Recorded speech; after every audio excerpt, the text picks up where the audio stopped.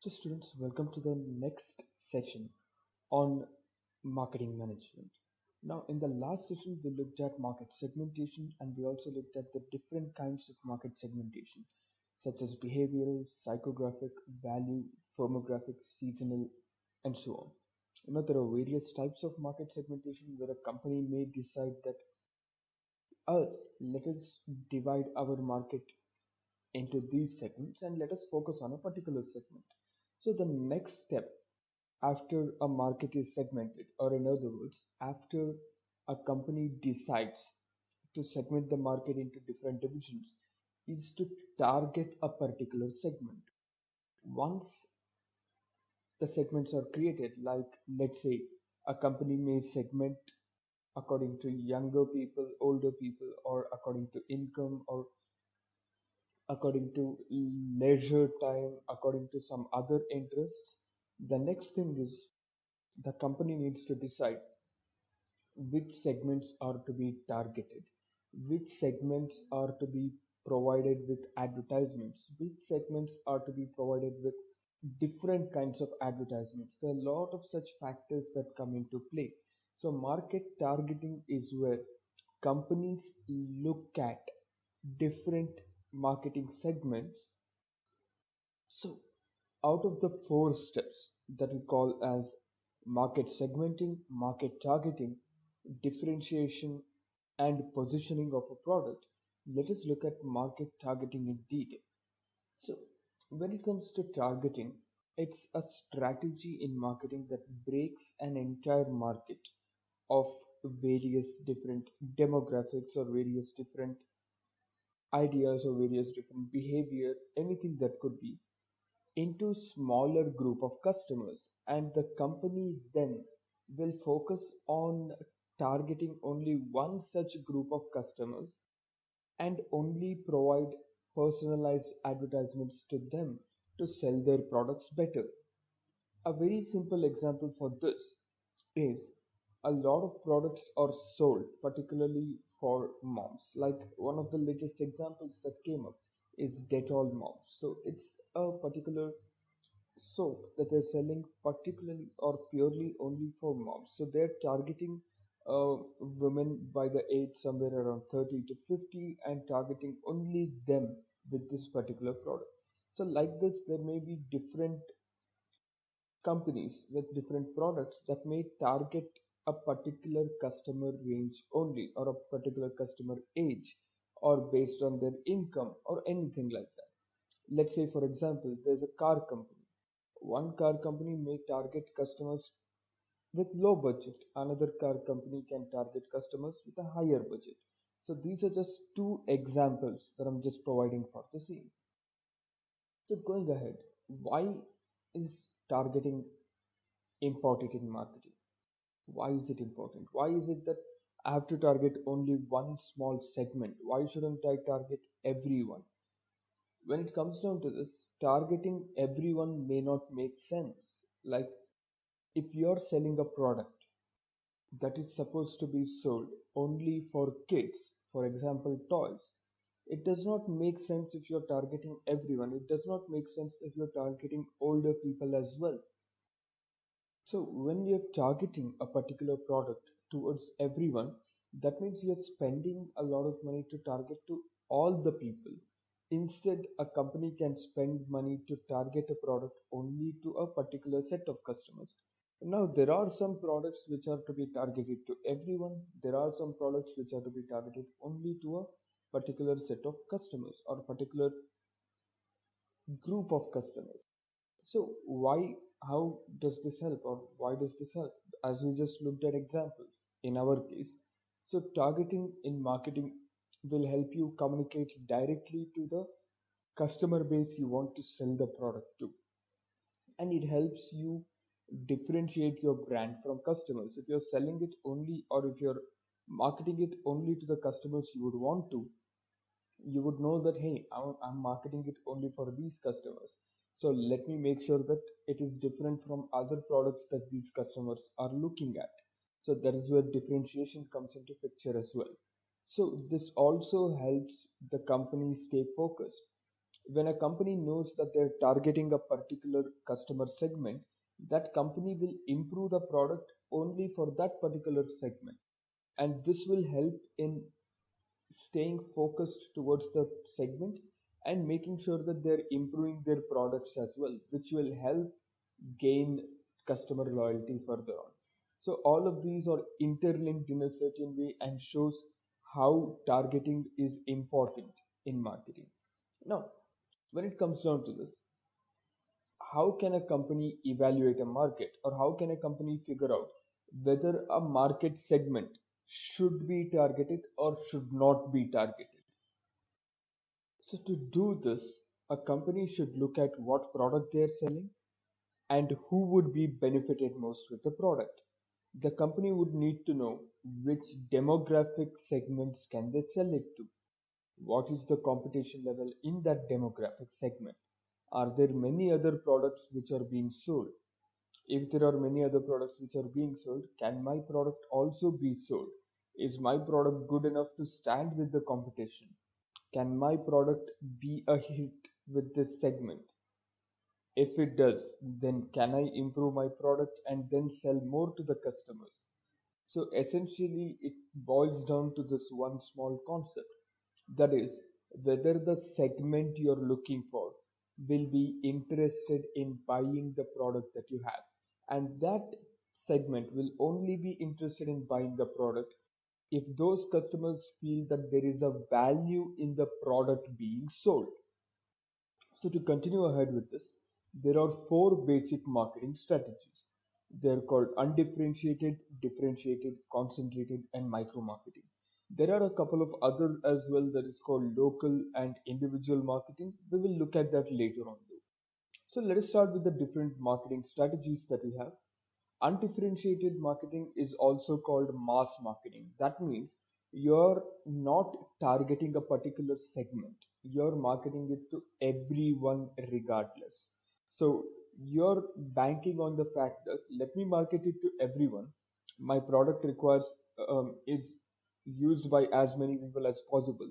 Let me market it to everyone and let me see how many people would buy it. So those who will not look at this and those who will not buy this, let me ignore that segment, let me not worry about it. I'm just doing one single advertisement, I'm just creating one single way of promotion, and I'm providing it to everyone. I'm maximizing my exposure and providing this one single promotional ad to everyone to try to get as many sales or buys as possible. This is undifferentiated marketing. Now, does this exist? Is this still available? So to understand this for an example, let's take toothpaste. Now, generally when you talk about toothpaste, you may say that it's something that everybody uses. Everybody has to, everybody needs to. So that is where, since it is sold in huge quantities and everyone uses it, it can be marketed in an undifferentiated way. Or certain kinds of biscuits, or certain kinds of other products such as soft drinks or white bread, or anything like this can be undifferentiated because everybody will buy it. So these are small examples of undifferentiated marketing. But even when you talk about these products, there are some differentiations further in them. That is, when you talk about toothpaste, there are certain cartoon character based toothpastes that are sold, and only segments of under 10, under 15, they are provided with this and it is marketed towards them. But when you look at most companies, they market it as a product for everyone.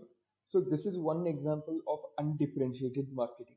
So this helps, or this is useful when the product that you're marketing, when the product that you're selling will be widely consumed, or in other words, used by as many people as possible.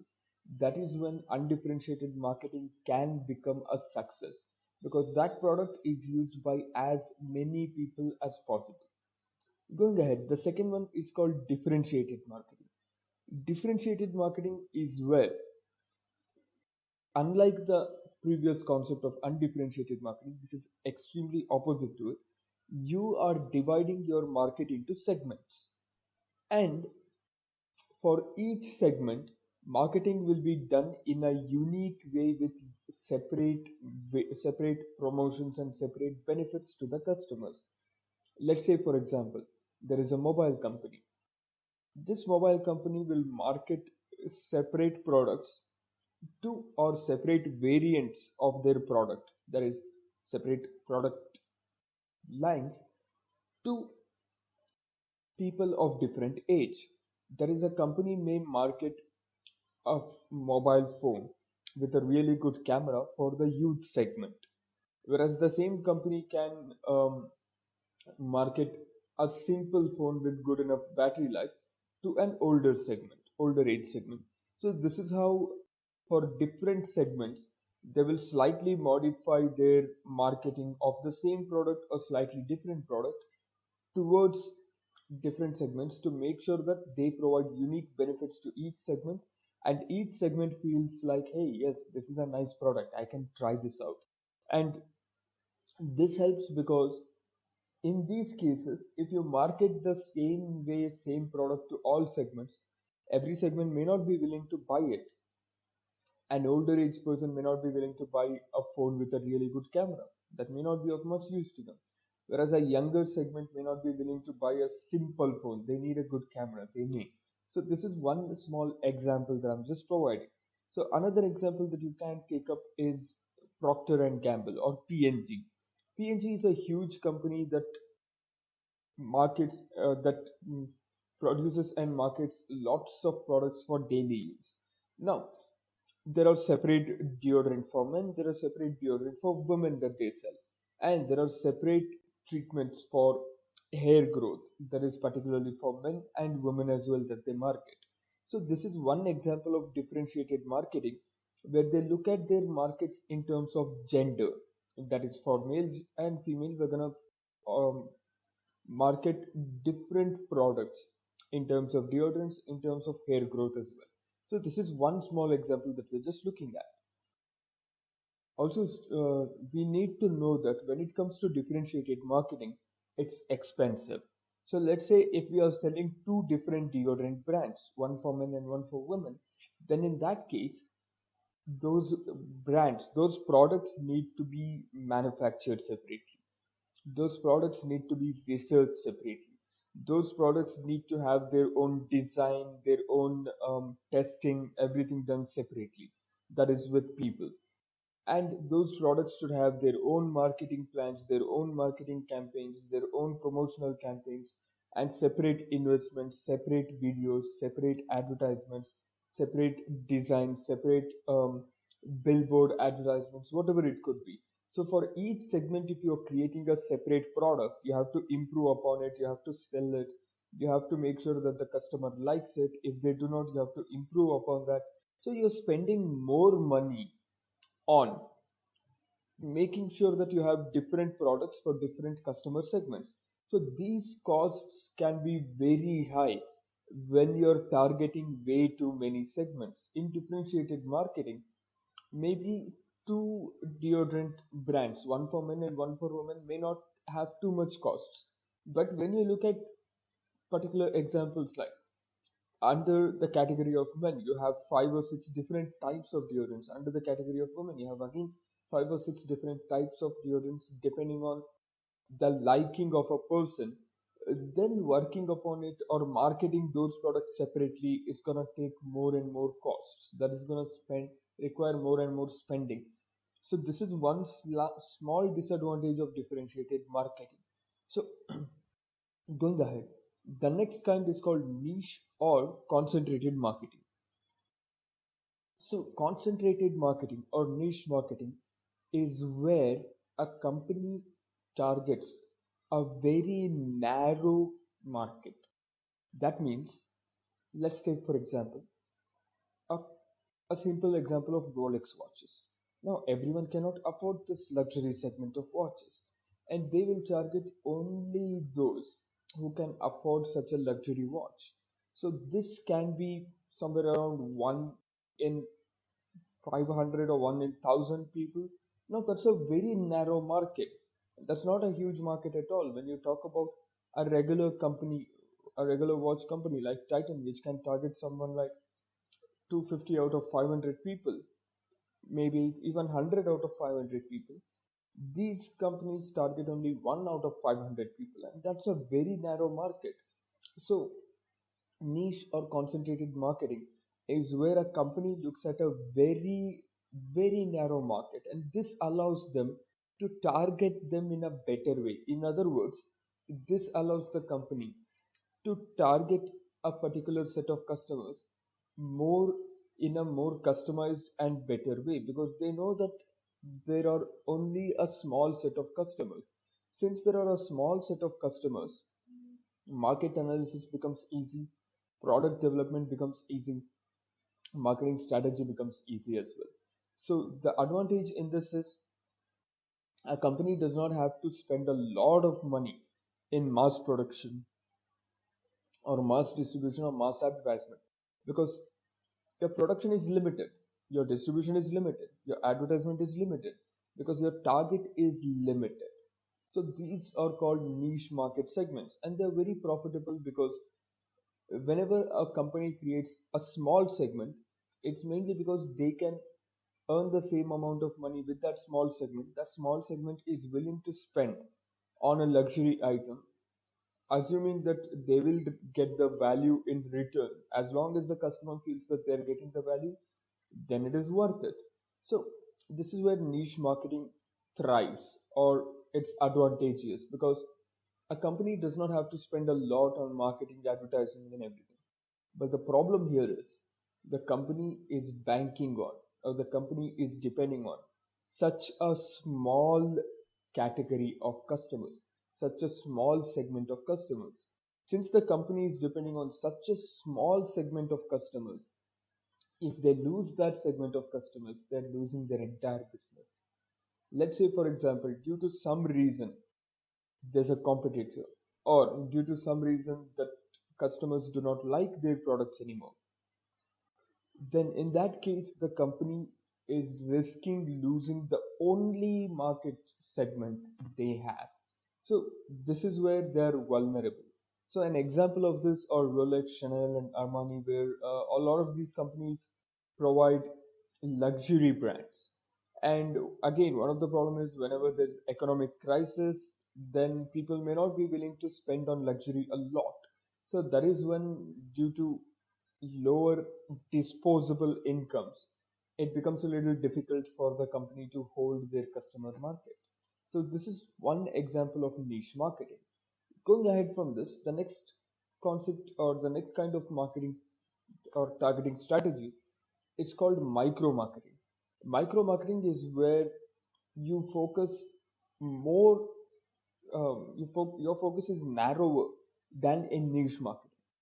In niche marketing, it's more like you have a small set of customers, you know what kind of customers they are, and you target only to them.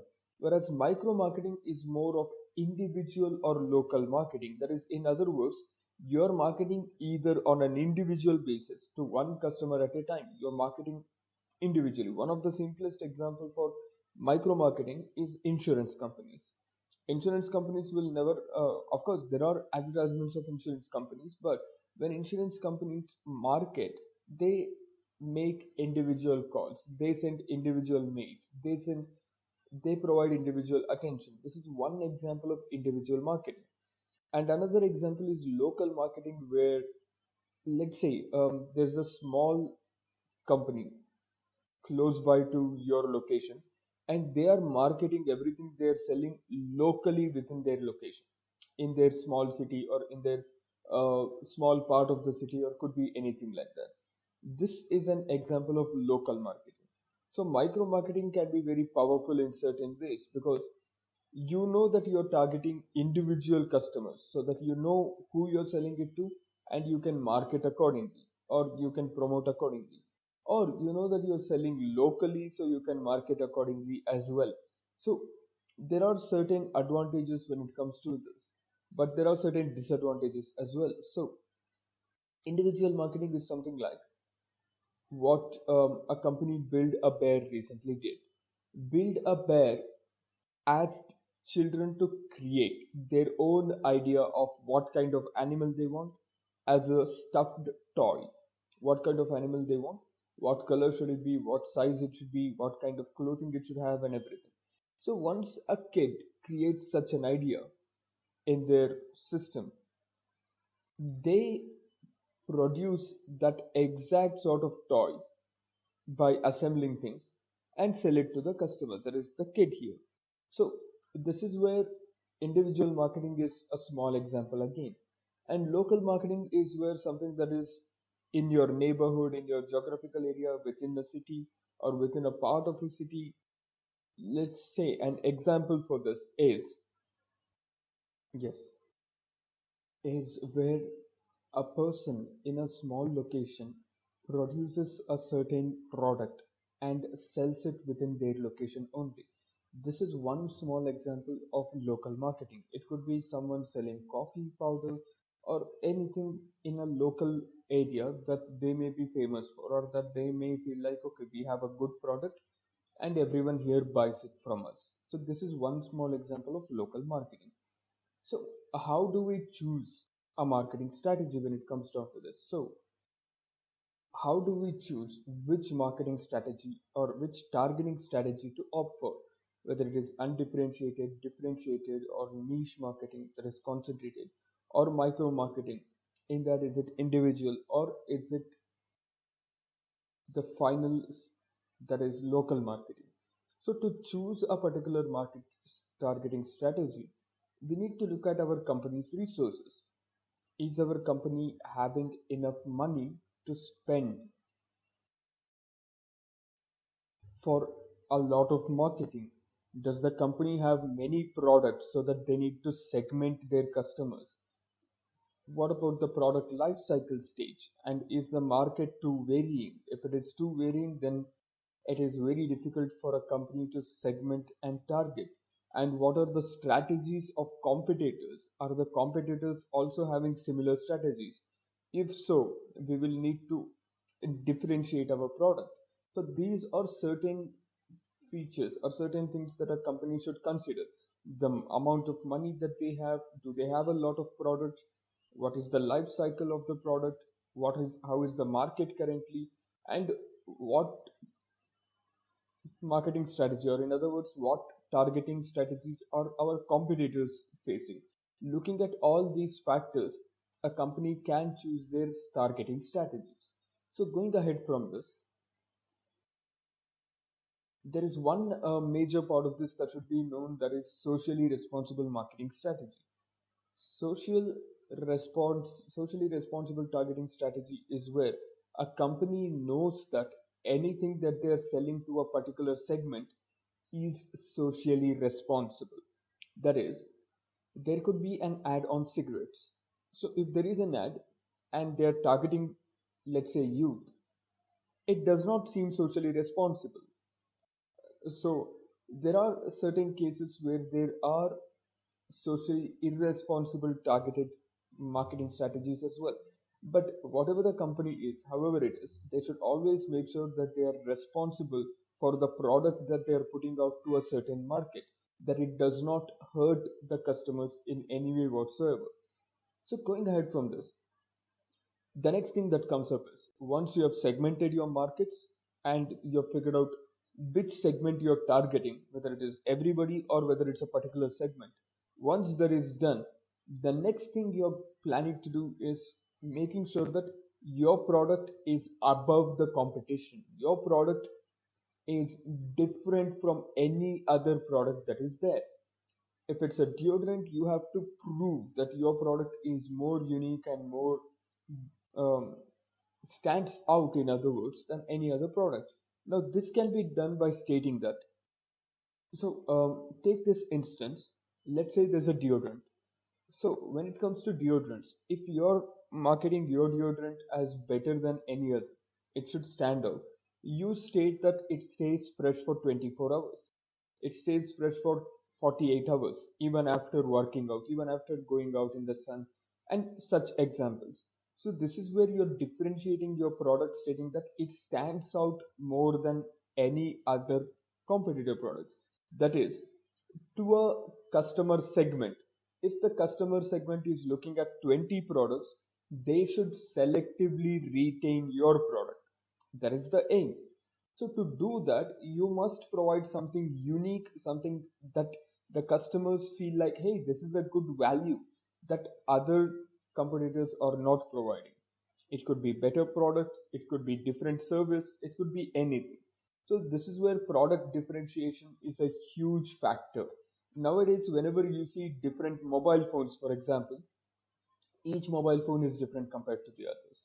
One may have a better camera, one may have a better battery, one may have a better RAM or anything. So this is where product differentiation comes into picture. That is, I would like to have a nice camera, so I'm going to go for this product because this is the product that is different than others. So once a company releases such a phone, its competitors will release another phone with dual camera. Once they do that, the other competitor will release a phone with triple camera. Once they do that, the other company will come up with quadruple camera. Once they do that, with that quadruple camera, they other competitor company may come up with better megapixel, better quality, better stabilization, could be anything.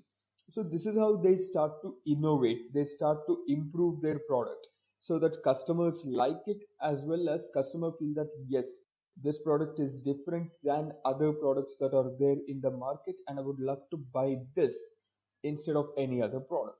So, in short, let me rephrase this. Good product differentiation emphasizes the unique benefits of your goods or services. So, whatever product it is that you're selling or marketing, a good product differentiation makes sure that people understand that, hey, yes, this product has its own unique benefits, it's better. And this is why it is more important to communicate with the customers while marketing about the differentiation. So it could be better quality, more features, or a lower price, or a better experience in terms of service. It could be anything of this. So going ahead, how will a company know if their product is differentiated? When I say is differentiated, I mean is my product well differentiated? In other words, I'm selling mobile phones to a youth generation, and there is a competitor. I have the same kind of phone as the competitor. Now the competitor has a 5-inch screen. Now, if I create a phone with 20-inch screen, although it's different, it's not well differentiated. It's not a product that's going to sell well. It's a product that's going to sell less because nobody wants to buy a phone that's so huge that they cannot even put it in their pocket. That they need a separate bag. They won't. So your target audience decides whether your product is differentiated really well or not. So to do this, you have to proactively keep communicating with the customers, to keep asking them using focus groups and so on whether those customers like a certain kind of products, do they like a certain thing, do they want to buy these things, do they not want to buy these things. All of these must be analyzed by an organization. That is how they can figure out whether the product that they are making will be something that gives the customer value or will it be a burden. So differentiation should be a differentiation towards the positive side. So when it comes down to this, we divide it into two categories, that is vertical differentiation and horizontal differentiation. Vertical differentiation is where we differentiate something objectively. Objectively means by facts, like for example price or quality. Let's say for example there are two shops which are selling phones. One sorry, let's say two brands which are selling phones. One has higher price, other has lower price. So that is clearly objective. Everybody can see and understand that one has a higher price, the other has a lower price. These are facts, these are objective features. Or it may be quality. When a person uses these couple of foods, they may realize which is better. Or when it is food, when there is a person looking to be health conscious and they want to buy a higher calorie meal or a lower calorie meal or something like this, they may want to particularly have a meal which is more healthier. So it's obviously clear that it's an objective quality. It's something that is a fact. So whenever two products are differentiated with facts like this, we call them as vertical differentiation. Then comes horizontal differentiation, when it's not objective but it's subjective. Subjective is based on preference. Subjective is based on perception. Subjective is based on individual perceptions. Say, for example, there are ice creams.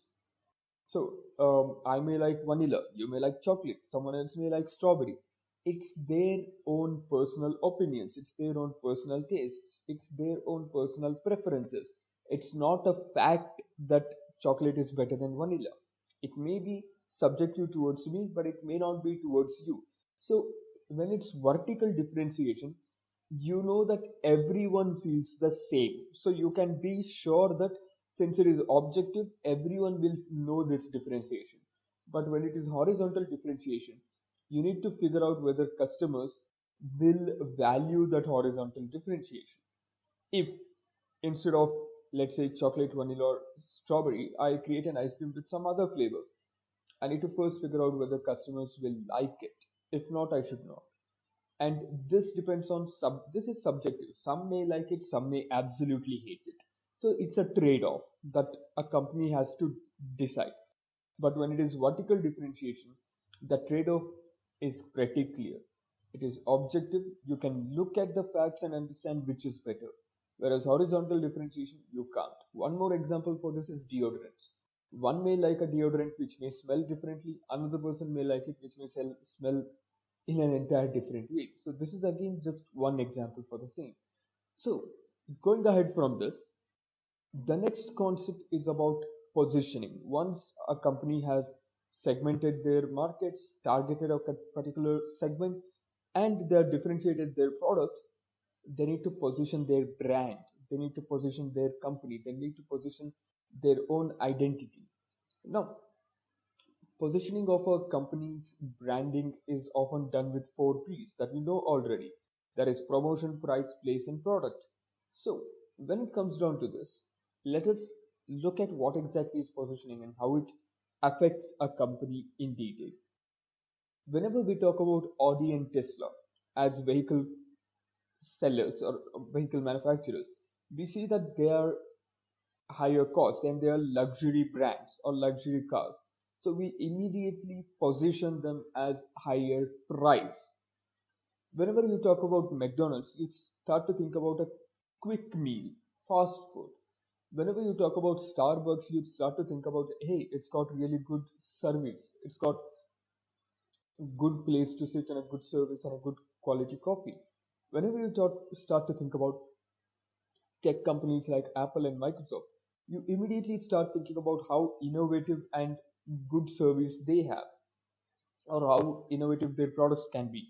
So, what I'm trying to state in this is a company can promote themselves as luxury brands or as innovative brands or anything. A company can price their products accordingly. A company can be placed anywhere depending on these positionings in a small location, in a huge city, anywhere. And a company can provide certain quality of product, certain type of product, depending on their positioning again. So when it comes down to this, positioning is where you are stating that your company belongs to a category. It belongs to a category which sells products at low cost so that it is affordable to everyone. Or it sells products at high cost and it's affordable to only a few people, but it is making sure that it has the highest quality. Or you're positioning your own company as it's something that produces low cost, kindly lower, slightly lower quality, but a very low cost product, or a medium product, medium cost, or anything like that. So positioning is how people perceive your company, how people perceive what your company is about. Whenever I talk about Mercedes, people could perceive it immediately as a luxury organization or a luxury car brand. Whenever I talk about a company like, let's say, Micromax, people think about it as, hey, it's an affordable brand. Whenever I talk about Apple, people say it's a luxury brand. So, like this, there are differences. So, going ahead, comparing with this, a company can position themselves to their targeted customers so that the customers can feel that yes, this company's position is this particular case. And this is done by the following case. The company has to first identify what competitive advantages they have. That means, are they selling a product at low price or a high price or higher quality, or what is the case? And once identified what competitive advantages they have, they need to choose which competitive advantages they have to focus on to position their brand. Like I say, mine is higher cost but higher quality. I should not just focus on higher cost. I should focus on higher quality as well. That is the most important part. So once I choose it, the next is to select an overall positioning strategy. So once we have selected our positioning strategy, which is let's say high cost and high quality, we then need to deliver or develop our own positioning statement. Every company has their own positioning statement that they develop to have people understand what their company's position is. Take, for example, L'Oreal states because you're worth it. That means they're saying our product is priced high, but they're really good quality. And if you're buying it, then we are making sure that you're loving this product to every extent that you feel like this product is so amazing. I am worth for this product. That is how they position themselves. Walmart or other things like Big Bazaar, all of these, they have always low prices. That means their entire positioning strategy is that we have the lowest price out of everywhere. Target, Walmart, Big Bazaar, all of these have something similar. So these are a couple of examples of positioning strategies where positioning statements are developed by a couple of companies. Going ahead from this, once a company understands where they stand, once a company realizes by looking at their competition, by looking at every product that they're selling, where they stand, they will then realize which position they need to move ahead to. Should they continue in the same way? Should they move to other way, and so on? One simple example for this that I would like to take is, take example of OnePlus, the company that sells mobile phones. They used to sell high cost mobile phones of above 40, 50,000 till now over the last couple of years. They used to focus more on that, luxury brands. But this year, as of this month, they started focusing on mid-range as well because they realized they need to change their position back to make more sales, to provide more customer values and make more sales and get more profit, or make more sales and benefit themselves and their employees as well. So this is where a company may shift their positioning as well, depending on certain situations. So when it comes to positioning strategy, a company may change their positioning based on their products, or a company may set their positioning based on the product they sell, the kind of service they provide, the kind of channels they go through, the kind of people, again in terms of service, or the kind of image, in other words, how people perceive a company. So positioning strategy depends on all of these factors. Going ahead from this, positioning strategy also depends on these. That is, whether people feel that a product is affordable, or is it superior, or is it just distinctive, or people feel that hey, this product is profitable, if I buy it I'm getting it for very good cost, or in many other cases, or it's preemptive, important, communicable. So these are certain scenarios where customers may feel that the positioning depends on what kind of product they're selling and what price they're selling it for and what features does it have and so on. So going ahead with this, a perception can also depend on this. That is, based on price versus benefit. This is also called value proposition table. So when the price is more and benefit is more, it may belong to a certain category. When the price is less, benefit is less, it may belong to a certain other category. There is less benefits for less price. That may be the positioning strategy of the company. So the green boxes are where the positioning strategy is right. The pink boxes are where the positioning strategy is not right. A company cannot have less benefits for more price or something like this. It is then it is very difficult for sales to be made. Or a company cannot have less benefits for a similar price. So these are very difficult. It becomes very difficult for companies to sell their phones in that case, sell their products in that case. So a company should go for either more price, more benefits, or less price, more benefits, or less price, less benefits depending on um, what product they are producing, and this will also help what customers they are targeting as well. So with this, we end the unit 2. So before we continue with the next unit and everything, go through all of these videos. Good luck for internals. We also have question banks, work through them, and learn through as many case studies and examples as possible. That always helps. Thank you.